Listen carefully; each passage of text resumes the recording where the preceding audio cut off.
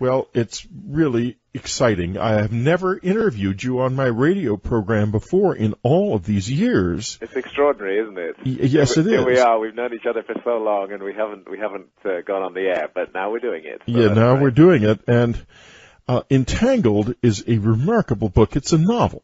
Yes. But in a way only, in the sense that it is a window into our deep past, into the past of the Stone Age. And Graham, why don't you set the scene for us a little bit? And we're going to talk about a lot of things today. Yeah. Beyond that, but what got you into this period and writing about it? Well, see, when I was researching my last nonfiction book, which was Supernatural, the mystery that grabbed me when I was researching Supernatural was this really transformative moment in the human story, when after literally millions of years of dull, unimaginative, non-symbolic, non-creative, and non-spiritual behavior, our ancestors just seem to suddenly wake up all around the world, and we can witness their awakening by the incredible art that they begin to create. They've been doing no art. They don't show any sign of symbolic ability before, and then just suddenly they're creating this extraordinary art. Brilliant art. That was was so amazing that Pablo Picasso, when he first saw the Cave of Lascaux in France, he came out and he said, well, frankly, we've invented nothing. These ancients knew it all. Every technique we have today, they had it, and it was a miracle because it dawned literally overnight. There are certain characteristics of the art, to cut a long story short, which make it clear that shamanism was involved. And when we speak of shamanism, we speak of altered states of consciousness, which might be induced by a whole range of different techniques, from fasting to rhythmic dancing to visionary plants. Witnessing and overlooking all these incredible underground cathedrals in southern France and Spain, and the rock art that we indeed find all around the world are images of beings, entities that we do not ever encounter in everyday life, and these are often in a form that is part animal and part human, a bison man or a lion man. And frequently the art shows that creature as caught in the moment of transformation. It's not somebody dressed up in skins. You can see that the being is actually transforming between human and animal forms, a shapeshifter, if you like. And this really intrigued me. Was it possible that our ancestral shamans in altered states of consciousness were gaining contact with other realms and other levels of reality and the intelligent entities that inhabit them, but that are not normally accessible to our senses? So this was the mystery that I investigated in Supernatural, and in investigating it, I thought it was important to really get to grips with shamanism, and that meant going down to the Amazon and working with shamans and drinking the powerful visionary brew there that they call ayahuasca, the vine of souls, and entering these deeply altered states of consciousness myself. Oh my, I don't have the nerve to do that. I have to tell you, I was once in a room where people were smoking marijuana, and I had hallucinations for a week. I think you're a highly sensitive and attuned guy. Yeah, I think I don't need to spend the money. But tell us about ayahuasca. I'm so fascinated and so tempted often, I have to say. Well, it's an extraordinary thing. It's not thought of as any kind of drug in the Amazon, or indeed in the wider world, because ayahuasca is spreading around the world now. It's thought of as a medicine. Yeah, well, not everybody is crazy. I mean, this country has got a bug in its ear about these things. That's right. But interestingly, even in this country, thanks to the constitutional protection of freedom of religion, two of the Brazilian syncretic churches, which mix elements of Christianity with elements of traditional shamanism, the Unia de Vegetal and the Santo Daime, have been granted exemptions by the Supreme Court and allowed to drink ayahuasca, which, by the way, contains dimethyltryptamine, DMT, which is a Schedule 1 drug in the United States.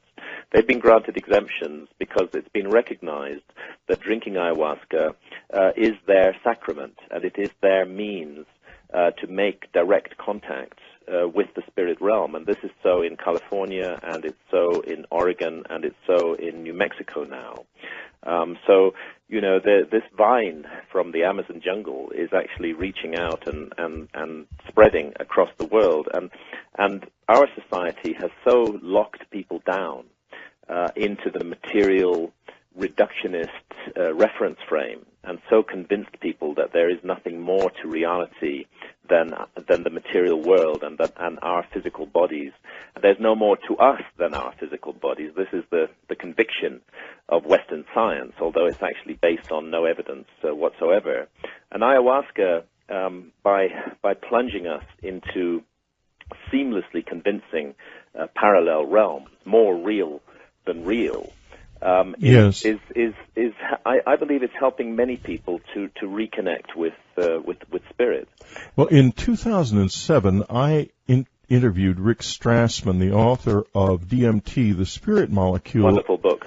Yeah, and he said that his discovery was that the people he was experimenting with legally, in other words, he had permission from the FDA to do these experiments. Exactly. Were all entering the same realm. Yes.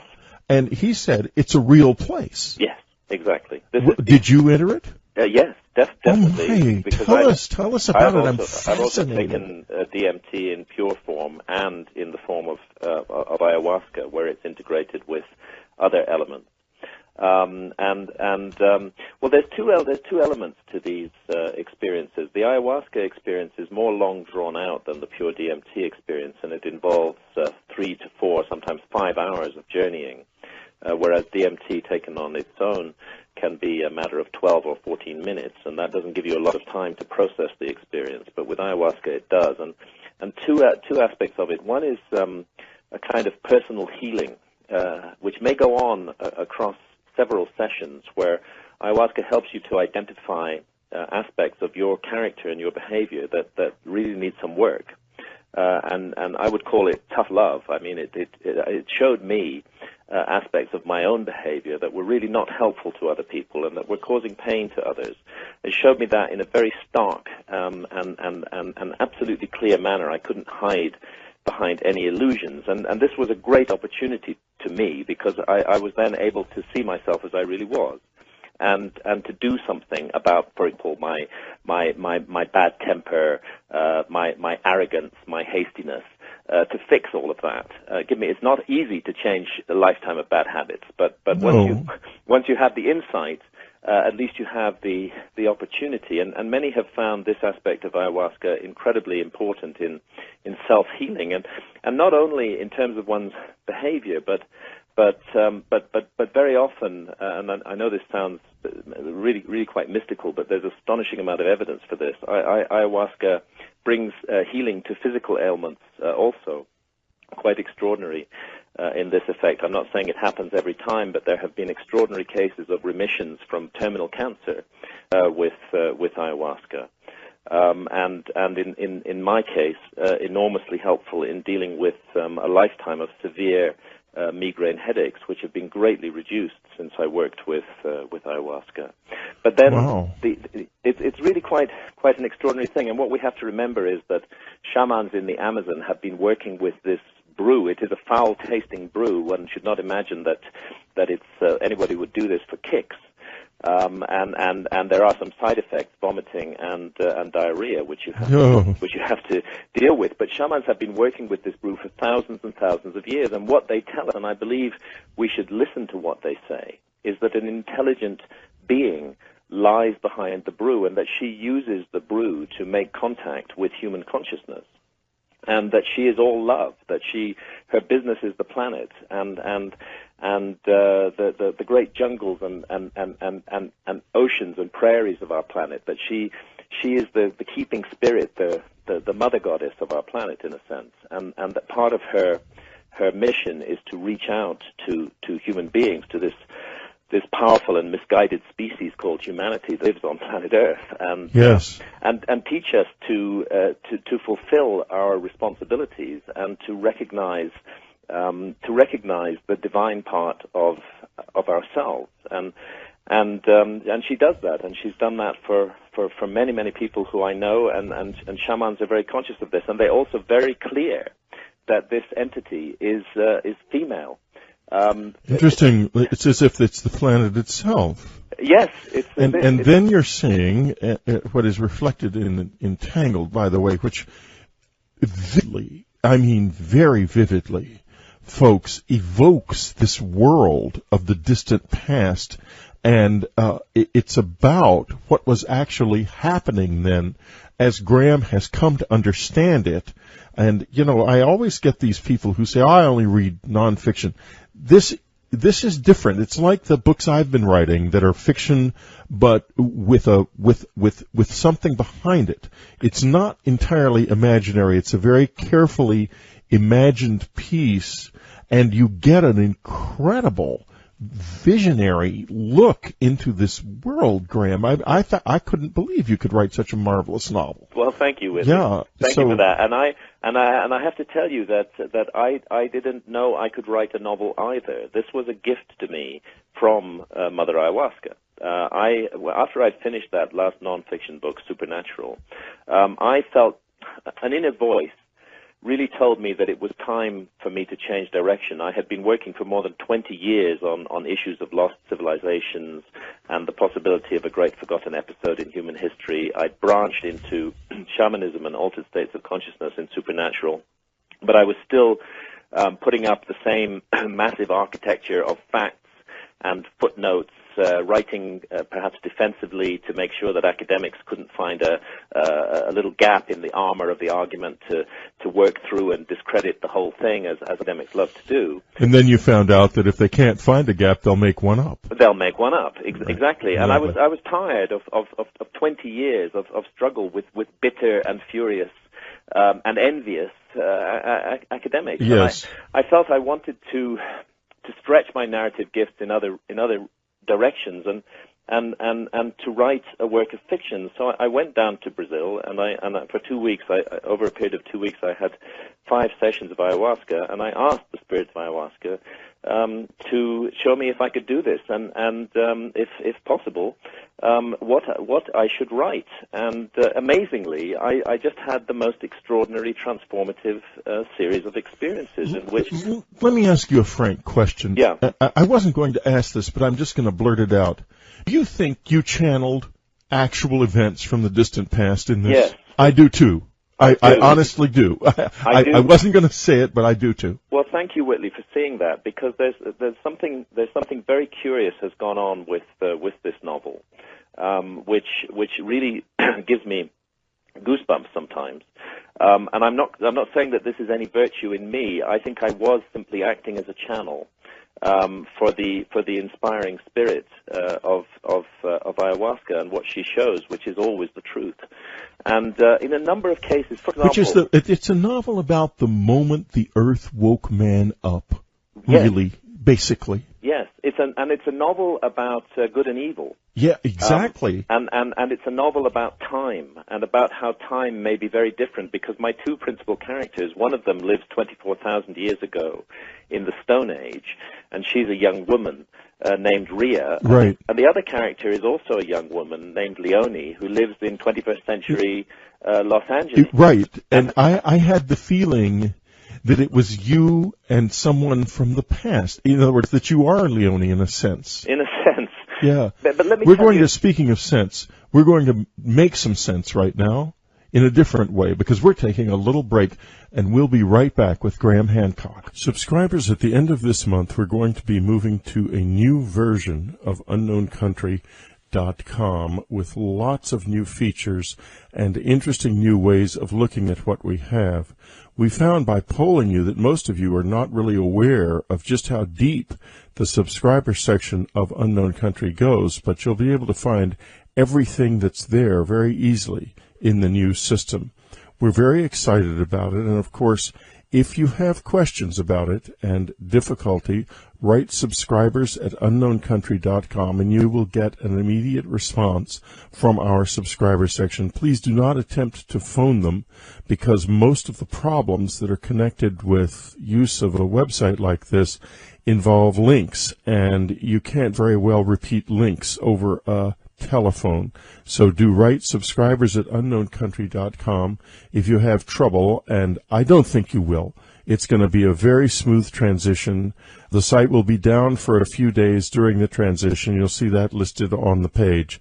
And we're excited. We're going to be the best of our kind and the biggest of our kind as soon as we finish this transition. Also, subscribers, we're offering a special discount on the 2011 Crop Circle calendar for our subscribers.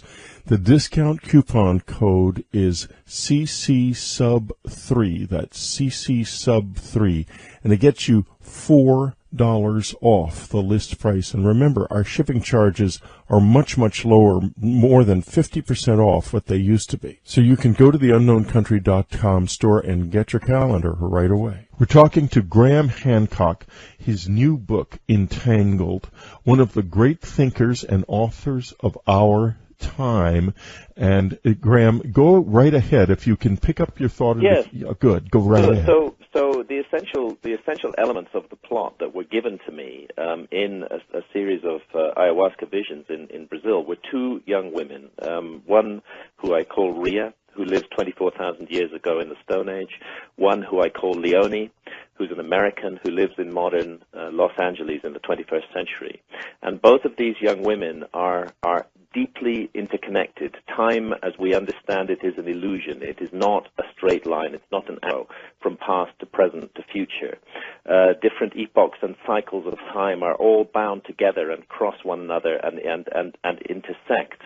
And once we leave the confines of the physical body, it becomes possible to travel not only in space but also in time. So the vehicle that I used to bring these two young women into contact with one another, and their connection is absolutely vital, because they must join forces to do battle with a demon who travels through time and who is seeking to destroy all that is wonderful and good in humanity. The mechanism by which these two young women gain contact with one another is through altered states of consciousness, not a time machine, but altered states of consciousness. And in the first case, Leonie, the modern character, first makes contact with Ria, the ancient character, during a near-death experience. Leonie overdoses on OxyContin and actually dies, and is brought back to life. But during the near-death experience, she has her first encounter not only with Ria, but also with the supernatural being who I call the Blue Angel. Yes. Very much the spirit of our planet. Now, let me ask you this. Has this happened to you? I've had a direct contact with the spirit of ayahuasca. Yes, I know. Very, very direct contact. Tell us about it, because it's so interesting the way you transformed your life experience into this book. Go ahead. Well, yes. I mean, what happened? I've had more than 30 sessions with ayahuasca now. But on one of those sessions in particular, I met the entity who all the shamans in the Amazon will tell you lies behind the ayahuasca brew. And she appeared to me in the form of a great serpent. Now, I know that many of a fundamentalist Christian persuasion will imagine that any serpentine being must be evil and must be connected with the devil. But this was an entity. Who cares what they think? Who cares what they think? And this was an entity of pure love. I was at a point in my life, I was very low, I was very discouraged, I was having very negative thoughts about myself. And she appeared to me and during an ayahuasca session, and I felt this huge serpent just wrap her coils around my body and lay this gigantic head on my shoulder and looked into my eyes for 2 hours without stopping, sending me energy, sending me love, sending me hope, telling me that it was okay to feel good about myself, and that if I didn't feel good about myself, I couldn't feel good about anything else either. It was a direct contact with a powerful spiritual being, and I found myself amazed that a creature whose business is the planet would have time to spend on me and to give me reassurance and strength and healing. So this the entity that I describe as the Blue Angel, or Our Lady of the Forest, she's also known by that name in my novel Entangled, is of course closely modeled on the spirit of ayahuasca. And what the Blue Angel is locked in conflict with a demonic force, her absolute opposite, who seeks to bring down darkness on the human race, who seeks to minimize all our potential, who seeks to lead us astray into acts of cruelty and viciousness and horror. But the Blue Angel cannot intervene directly in the physical realm. The only way that she can intervene is to work through human consciousness and help human beings to see that it is their responsibility and their duty to do battle with this demon, not only in the Stone Age, but also in the 21st century, because he's present in both time frames. And that's why she brings together these two young women, Rhea and Leonie, who are the heroes of the story, and who, through struggle and overcoming their own weaknesses and difficulties, and through courage, will ultimately defeat this evil force and give humanity a chance. And what's the jeopardy, what's at the heart of the story, is the fate of the Neanderthals. Rhea is an anatomically modern human being like you and I, but living at the same time as her, 24,000 years ago, are the last of the Neanderthals. And I present them in the novel as I was shown in my visions, as beings of pure love. They may look ugly by our standards. In fact, Rhea's people call them the uglies, but they are beauty and truth inside. They don't speak. They communicate telepathically.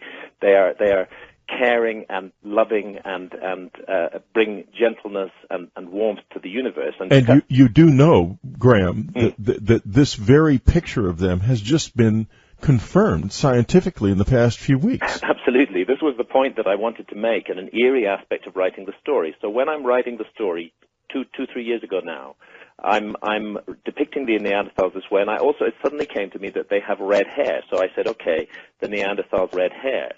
It came to me that there could be love between them and human beings, and I consider that possibility in the novel as well. And amazingly, a couple of years after I'd written this, the evidence came out that the Neanderthals did have red hair, and as we've recently discovered, that they did interbreed with human beings. In fact, 4% of all modern human genes are owed to our connections with the Neanderthals. And I'll bet our connections to the numinous world come from those genes. This book is like the voice of the Neanderthals speaking across time through Graham's pen. They come to life in a way in this that's really almost miraculous. Go ahead. Well, thank you. This was important, and as you rightly say, the latest evidence, we're talking now in October 2010, the latest evidence that's come out just in the last week or so has been absolute proof that the Neanderthals were we use the word Neanderthal in our language today to describe a sort of brutish, unthinking, uncaring being. But actually the new evidence that's come out is that they were caring, considerate, loving. There's been examples of long-term care for the elderly amongst the Neanderthals. We can tell this from surviving skeletal remains of individuals who were badly injured and who were nurtured and supported by their community for many years after this crippling injury. Individuals who were blind, who, again, were looked after by their community. So modern science is now beginning to understand that the Neanderthals were pure love. And oddly, this was what I was gifted to tell in my novel before this information ever came out. And that's why I think you're right. In this download, I downloaded truth. And the jeopardy is, we know the Neanderthals became extinct. But the demonic force, who I call Sulpa in the Stone Age, who's seeking to take a human body in the 21st century, the psychic energy that he needs for that, he will derive by persuading human beings, anatomically modern human beings like Rhea, by persuading them to exterminate the Neanderthals. And Rhea's role in this story is to stop him. She has to stop this demon from doing that.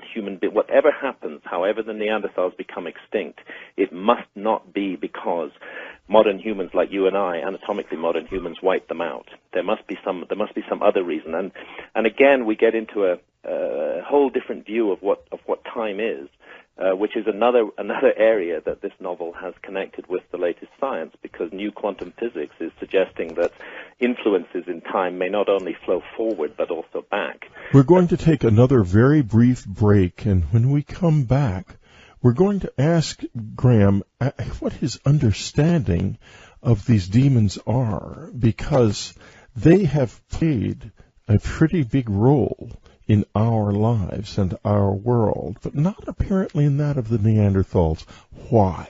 We'll be right back. We're talking to Graham Hancock, his incredible new book, Entangled. Don't miss it. It is really, really something very special, somehow channeled, connected in a real way to the incredibly distant human past of 24,000 years ago, containing a new vision of the Neanderthals, which just this week has been confirmed by science. And Graham gained this through his journeys with ayahuasca long before the scientific community found out that it was true. And in the book, there is a demonic presence that seeks to get the Cro-Magnons, the modern version of man, to exterminate the Neanderthals. And Graham, can you tell us a little more about your impression of what this is? Because it's real. It's real. I believe, as shamans do all around the world, that we are interconnected with other realms and dimensions, whether we like it or not. We may not see them, we may not be aware of them with our physical senses, although some of us are more sensitive than others. But interpenetrating our world and influencing it all the time are entities of spirit. And the spirit world is not all goodness. There is evil and dark out there. In a sense, mankind is the fulcrum of a cosmic struggle between the forces of light and the forces of darkness. And it's not an accident that every human culture down the ages has recognized beings that we would call angels and demons. And that the demonic role is to mislead and misguide humanity and take us down a dark path, and thus perhaps to plunge the whole universe in darkness, because we should not underestimate our importance as creatures who are part matter and part spirit. And I felt very, very powerfully energized, although it was difficult for me to write the dark passages in Entangled. I felt powerfully energized to show that this darkness is real, and that it is a danger to human beings, that we must take it seriously, and that it's through love, and it's through courage, and it's through the virtues of human decency and concern and love for one another that we can defeat this force. And that's why my two young woman characters, Rhea and Leonia, are brought together to do battle with this creature and with his emissaries amongst humanity, to allow the light to continue to shine, and to make sure in the Stone Age that however the extinction of the Neanderthals comes, it is not brought about by the actions of human beings. And this involves great battles. And the story is an adventure story, as well as being a vehicle for expressing extraordinary ideas. I felt it was very important for me as a writer. I do believe the first responsibility of a novelist is not to bore the reader. The reader must be wanting to turn the pages, and I hope that I've written. I wasn't bored at all. I think that should be obvious. Graham, let me ask you this. Is it possible, do you think, to actually live in consciousness with people whose lives are unfolding in the past? I mean, just sort of forget about linear time. Yeah. I think it is, isn't it? I think so too. I think that all times are unfolding simultaneously, and that there are certain portals and intersection points where these times overlap, and events in one time zone have impact and effect on events in other time zones, other periods of history in the distant past. That there's a cycle or a rhythm flowing through history, and that our lives are bound up with those who've come before us and those who will come after us. And then, what is history about? What are we doing? We're in the process of a grand drama. We're here to learn and to grow and to develop. I often think of our world, of this excuse me, of this physical realm as a theater of experience. I believe that the true essence of humanity is consciousness, pure consciousness, and I don't believe that consciousness is an accidental artifact of our physical bodies. I think that the consciousness pre-exists our physical bodies and chooses to incarnate or immerse itself in physical form. And in order to learn, because in this realm, in this physical realm, we have jeopardy that may not be present in non-physical realms, but ultimately non-physical energy, non-physical consciousness is the essence of existence in my view, and the physical form is a learning experience. We're here to learn and grow and develop, and there are some forces out there, the demons, the darkness, who seek to stop that and to prevent the evolution of the human spirit, to prevent the perfection of the soul. Are they there to harm us or to make us stronger? Well, both. That's an interesting question, because through resisting the forces of evil, and you know, one point that I make in this novel is that evil can't always be defeated, but it can always be resisted. That's a choice. That's a choice, and through making choices, we define ourselves as beings. And if there were no choice, if everything was pure sweetness and light, with no dark side, then perhaps we wouldn't learn and grow and develop as much as we should. And another point to make is that ultimately, to defeat the dark purpose of these entities, we also need to extend some kind of love to them. To extend some kind of love to them, how would we go about doing that? Very difficult. Yeah. Very, very, very difficult to do, but love is the force that conquers all. I do believe that. That's what's missing in the world today. That's why the world has become so dark. That's why it's possible to sense, without any doubt, demonic forces at work in the 21st century. Oh, yes. And in the 20th, my God. And the 20th century, a century of utter horror, unparalleled in the whole history of the globe. In the whole history of mankind. And now you have, in the U.S., people running for Congress who dress up as SS officers? Extraordinary. Horrifying really beyond belief. We always have this choice, and I think it's important for people to realize that that's the one area where all of us as individuals have power. We have power over the choices we make. We better make sure that those choices are for the light, not for the darkness. And an inner voice tells us what we're doing every time we make a choice. We may ignore that voice, but we know whether an action, a word, a gesture was for the light or for the darkness. We all know it. We all know the truth all the time, but sometimes at our peril we ignore it. You know, I knew a woman who was a Kabbalist, a very advanced Kabbalist in Poland before World War II, and she said that they had made extraordinary strides in coming into physical contact with the light side and the good. And they ignored the darkness and pushed it away and even pretended that it didn't exist. Yeah. And then, as a result, it simply rose up behind them all of a sudden and came bounding into the country in the form of these Nazis in black uniforms with death's head skulls. Yeah, who were the true incarnation of darkness in the 20th century. Right, true incarnation of darkness. And she said it killed everybody. She was very lucky to escape with her life. She ended up escaping across Russia and and Mongolia and ended up in Singapore when the Japanese invaded. She really had. When you fight the dark, you're fighting for your life. Now, what should they have done with the darkness? She didn't ever explain that to me, but there must have been something they could have done. Well, sometimes when the darkness takes human form, and misleads millions of human beings with all their skills and ingenuity to become an agent of misery and vicious cruelty in the world, sometimes the only thing you can do is fight back. Sometimes it's not enough simply to lie down in the path of the darkness.